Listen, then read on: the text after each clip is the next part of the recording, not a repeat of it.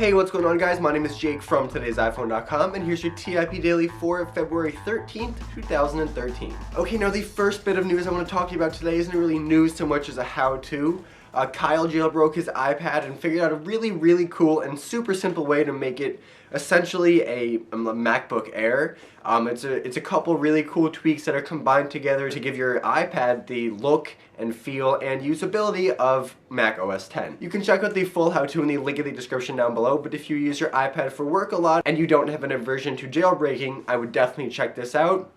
According to Kyle, he was able to create a keynote presentation on his iPad in about half the time it would have taken if he just used, the standard touch interface of the iPad. Okay, now moving on, we've been talking about jailbreaking for a while now, which is nice because for so long there hasn't been any jailbreak news.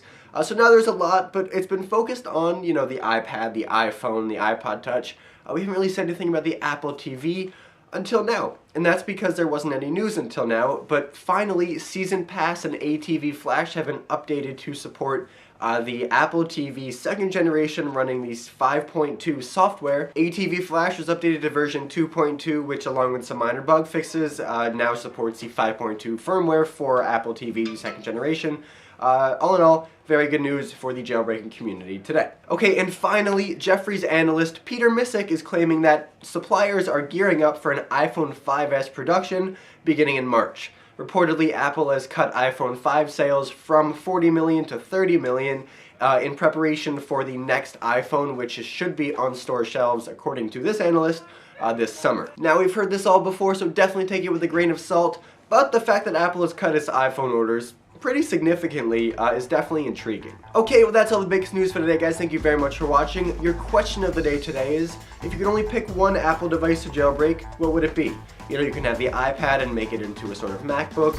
You can have the iPhone and put Android on it, or give it a really cool theme. You can have the Apple TV and hack it and put on streaming services that Apple doesn't include. There's a ton of possibilities, but if you had to restrict yourself, which would you choose? You can let me know in the comment section down below or on Twitter at TIP_Jake.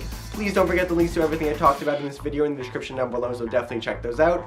And as always, for more news, views, and reviews, don't forget to hit up today'siphone.com.